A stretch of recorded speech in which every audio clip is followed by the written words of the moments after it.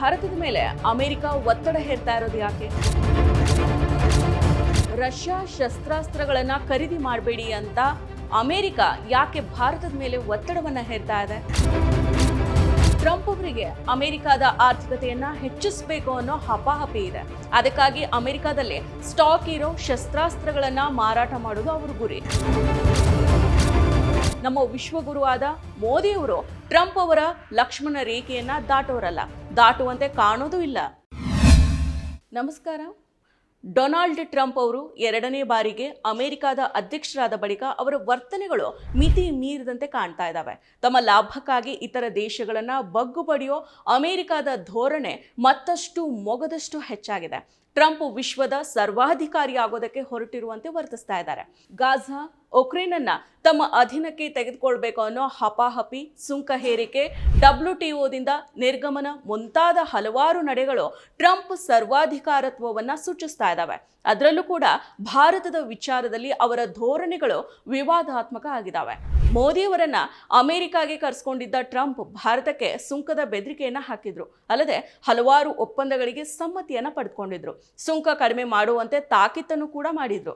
ಇದೀಗ ಅಮೆರಿಕದ ಶಸ್ತ್ರಾಸ್ತ್ರಗಳನ್ನ ಭಾರತ ಕೊಂಡ್ಕೊಳ್ಬೇಕು, ರಷ್ಯಾದ ಶಸ್ತ್ರಾಸ್ತ್ರಗಳ ಖರೀದಿಯನ್ನ ನಿಲ್ಲಿಸಬೇಕು ಅಂತ ತಾಕೀತನ್ನ ಮಾಡ್ತಾ ಇದ್ದಾರೆ. ಭಾರತದಲ್ಲಿ ಶಸ್ತ್ರಾಸ್ತ್ರಗಳ ಅಗತ್ಯ ಇದ್ರೂ ಇಲ್ಲದೇ ಇದ್ರೂ, ಕಾರ್ಯಾಚರಣೆಗಳು ನಡೆದ್ರೂ ನಡೆದೇ ಇದ್ರೂ ಕೂಡ ಭಾರತ ಅಮೆರಿಕದ ಶಸ್ತ್ರಾಸ್ತ್ರಗಳನ್ನ ಹೆಚ್ಚಿನ ಪ್ರಮಾಣದಲ್ಲಿ ಖರೀದಿ ಮಾಡುವಂತೆ ಟ್ರಂಪ್ ನೇತೃತ್ವದಲ್ಲಿ ಅಮೆರಿಕ ಭಾರತಕ್ಕೆ ಬೆದರಿಕೆಯನ್ನ ಹಾಕೋದಕ್ಕೆ ಪ್ರಯತ್ನಿಸ್ತಾ ಇದೆ. ಕಳೆದ ತಿಂಗಳು ಟ್ರಂಪ್ ಅವರು ಭಾರತಕ್ಕೆ ಅಮೆರಿಕದಿಂದ ಹಲವು ಶತಕೋಟಿ ಮೌಲ್ಯದ ಶಸ್ತ್ರಾಸ್ತ್ರಗಳ ಮಾರಾಟವನ್ನ ಹೆಚ್ಚಿಸಲಾಗ್ತಾ ಇದೆ. ಭಾರತೀಯ ವಾಯುಪಡೆಗಾಗಿ ದುಬಾರಿ F-35 ಲೈಟನಿಂಗ್ II ಸ್ಟೆಲ್ತ್ ಫೈಟರ್ಗಳನ್ನು ಉತ್ಪಾದಿಸುತ್ತೆ ಅಂತ ಏಕಪಕ್ಷೀಯವಾಗಿ ಘೋಷಣೆ ಮಾಡಿದ್ರು. ಅವರ ಘೋಷಣೆಯ ಬೆನ್ನಲ್ಲೇನೆ ಅಮೆರಿಕದ ವಾಣಿಜ್ಯ ಕಾರ್ಯದರ್ಶಿ ಹೋವಾರ್ಡ್ ಲುಟ್ನಿಕ್ ಅವರು ಹಲವಾರು ಹೆಜ್ಜೆಯನ್ನ ಮುಂದಿಟ್ಟಿದ್ದಾರೆ. ಮಾರ್ಚ್ 7ರಂದು ದೆಹಲಿಯಲ್ಲಿ ನಡೆದ ಕಾರ್ಯಕ್ರಮವೊಂದಕ್ಕೆ ವರ್ಚುವಲ್ ಆಗಿ ಭಾಗವಹಿಸಿ ಮಾತನಾಡಿರೋ ಲುಟ್ನಿಕ್ ಅವರು ಭಾರತ ರಷ್ಯಾದ ಶಸ್ತ್ರಾಸ್ತ್ರಗಳನ್ನ ಖರೀದಿ ಮಾಡೋದನ್ನ ನಿಲ್ಲಿಸಬೇಕು ಅಂತ ತಾಕೀತನ್ನ ಮಾಡಿದ್ದಾರೆ. ಫ್ರಾನ್ಸ್ ಮತ್ತು ಯುಕೆಯಿಂದ ಭಾರತ ರಕ್ಷಣಾ ಉಪಕರಣಗಳ ಖರೀದಿಯನ್ನ ಮೂರ್ಖತನ ಅಂತ ಅಪಹಾಸ್ಯವನ್ನ ಮಾಡಿದ್ದಾರೆ. ಭಾರತ ರಷ್ಯಾದಿಂದ ಗಣನೀಯ ಪ್ರಮಾಣದ ಮಿಲಿಟರಿ ಉಪಕರಣಗಳನ್ನ ಖರೀದಿ ಮಾಡಿದೆ. ಈ ಖರೀದಿಯನ್ನ ನಿಲ್ಲಿಸಬೇಕು ಅಂತ ನಾವು ಭಾವಿಸ್ತೇವೆ. ಅಮೆರಿಕದ ಶಸ್ತ್ರಾಸ್ತ್ರಗಳ ಎದುರು ಫ್ರಾನ್ಸ್ ಮತ್ತು ಯುಕೆಯ ಮಿಲಿಟರಿ ಸಾಮಗ್ರಿಗಳು ಬಲಿಷ್ಠ ಅಲ್ಲ. ಅಮೆರಿಕ ಉಪಕರಣಗಳು ವಿಶ್ವದ ಶ್ರೇಷ್ಠ ಮತ್ತು ಶಕ್ತ ಶಸ್ತ್ರಾಸ್ತ್ರಗಳಾಗಿದ್ದಾವೆ. ಇವುಗಳ ಖರೀದಿಗೆ ಭಾರತ ಒತ್ತು ಕೊಡಬೇಕು ಅಂತ ಲುಟ್ನಿಕ್ ಅವರು ಹೇಳಿದ್ದಾರೆ. 2016ರಲ್ಲಿ ಭಾರತ ವಾಯುಪಡೆಗಾಗಿ ಫ್ರಾನ್ಸ್ನಿಂದ 36 ಡಸಾಲ್ಟ್ ರಫೇಲ್ ಯುದ್ಧ ವಿಮಾನಗಳನ್ನ ಖರೀದಿ ಮಾಡಿತು. ಈ ಖರೀದಿಯಲ್ಲಿ ಅದಾನಿಯನ್ನ ಸೇರಿಸಿ ಹಗರಣ ಎಸಗಿದೆ ಅನ್ನೋ ಆರೋಪ ಇದೆ. ಅದು ಬೇರೆನೇ ವಿಚಾರ.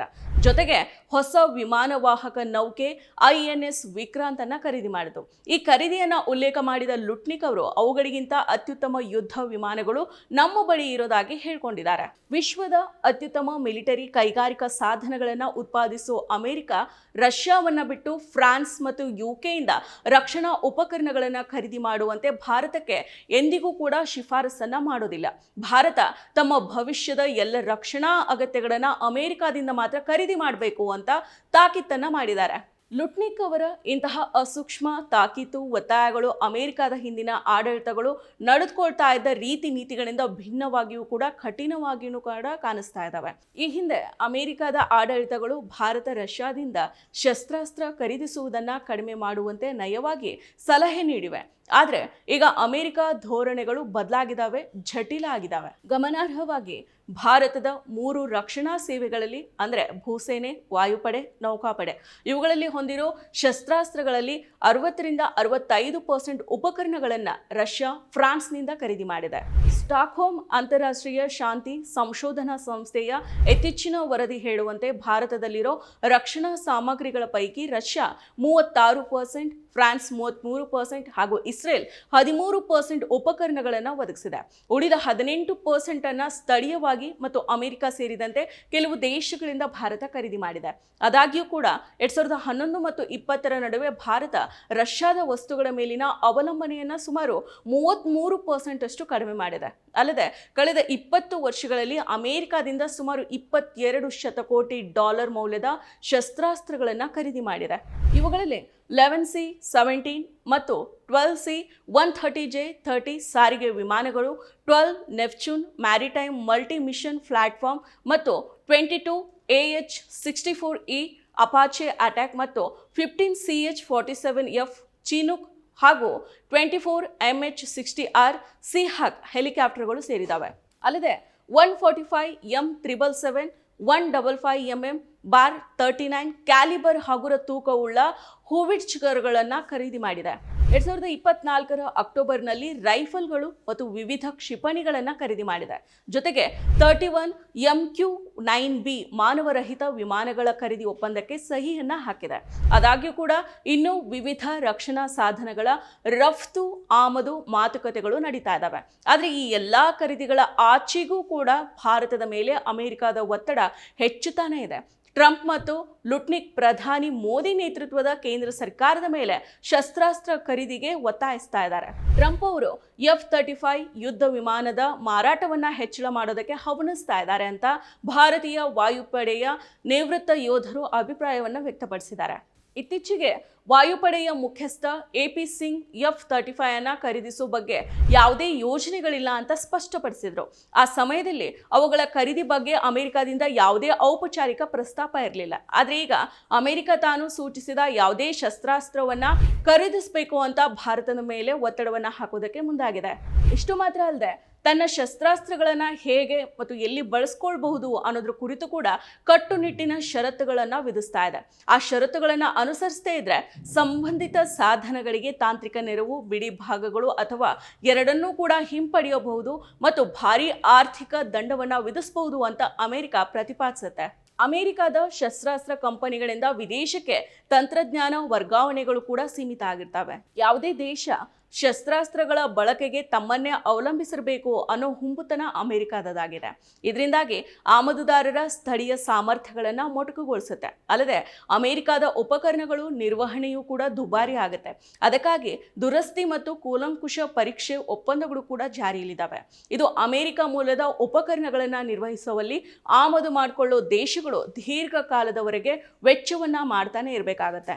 ಇದಲ್ಲದೆ 2009ರಲ್ಲಿ ಭಾರತ ಮತ್ತು ಅಮೆರಿಕ ನಡುವೆ ನಡೆದ ಎಂಡ್ ಯೂಸ್ ಮಾನಿಟರಿಂಗ್ ಅಗ್ರಿಮೆಂಟ್ ರೀತಿಯ ಅಮೆರಿಕದ ಪ್ರೋಟೋಕಾಲ್ಗಳು ಶಸ್ತ್ರಾಸ್ತ್ರ ತಯಾರಕರ ಒಪ್ಪಿಗೆ ಇಲ್ಲದೆ ಅವುಗಳನ್ನು ಭಾರತ ತನ್ನ ಅಗತ್ಯಗಳಿಗೆ ತಕ್ಕಂತೆ ಮರು ಹೊಂದಿಸುವಂತಿಲ್ಲ ಮತ್ತು ಅಳವಡಿಸಿಕೊಳ್ಳುವಂತಿಲ್ಲ. ಇದು ಭಾರತಕ್ಕೆ ಅನೇಕ ಸಂದರ್ಭಗಳಲ್ಲಿ ಕಾರ್ಯಾಚರಣೆಗೆ ಅಡ್ಡಿಯನ್ನು ಉಂಟು ಮಾಡುತ್ತೆ.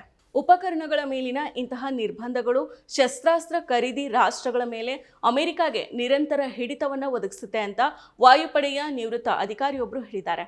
ಈ ಸವಾಲುಗಳ ಹೊರತಾಗಿಯೂ ಕೂಡ ಅಮೆರಿಕದ ಶಸ್ತ್ರಾಸ್ತ್ರಗಳು ಜಾಗತಿಕ ಮಟ್ಟದಲ್ಲಿ ತಾಂತ್ರಿಕವಾಗಿ ಸಾಟಿ ಇಲ್ಲದ ರೀತಿಯಲ್ಲಿದ್ದಾವೆ ಅನ್ನೋ ಅಭಿಪ್ರಾಯಗಳು ಕೂಡ ಇದ್ದಾವೆ. ವಿಶೇಷವಾಗಿ ರಹಸ್ಯ, ಏವಿಯಾನಿಕ್ಸ್ ಮತ್ತು ನೆಟ್ವರ್ಕ್ ಕೇಂದ್ರಿತ ಯುದ್ಧದ ಕ್ಷೇತ್ರದಲ್ಲಿ ಅಮೆರಿಕ ಉಪಕರಣಗಳು ಮುಂಚೂಣಿಯಲ್ಲಿದ್ದಾವೆ. ಇದೆಲ್ಲದರ ನಡುವೆ ಟ್ರಂಪ್ ಅವರಿಗೆ ಅಮೆರಿಕದ ಆರ್ಥಿಕತೆಯನ್ನು ಹೆಚ್ಚಿಸಬೇಕು ಅನ್ನೋ ಹಪಾಹಪಿ ಇದೆ. ಅದಕ್ಕಾಗಿಯೇ ಅಮೆರಿಕದಲ್ಲಿ ಸ್ಟಾಕ್ ಇರೋ ಶಸ್ತ್ರಾಸ್ತ್ರಗಳನ್ನು ಮಾರಾಟ ಮಾಡೋ ಗುರಿ ಅವ್ರದ್ದಾಗಿದೆ. ಅದಕ್ಕಾಗಿ ಭಾರತದಂತಹ ರಾಷ್ಟ್ರಗಳ ಮೇಲೆ ಶಸ್ತ್ರಾಸ್ತ್ರ ಖರೀದಿಗೆ ಒತ್ತಡವನ್ನು ಹಾಕ್ತಾ ಇದ್ದಾರೆ. ನಮ್ಮ ವಿಶ್ವಗುರು ಮೋದಿಯವರು ಟ್ರಂಪ್ ಅವರ ಲಕ್ಷ್ಮಣ ರೇಖೆಯನ್ನು ದಾಟೋರಲ್ಲ, ದಾಟುವಂತೆ ಅವರು ಕಾಣೋದೂ ಇಲ್ಲ.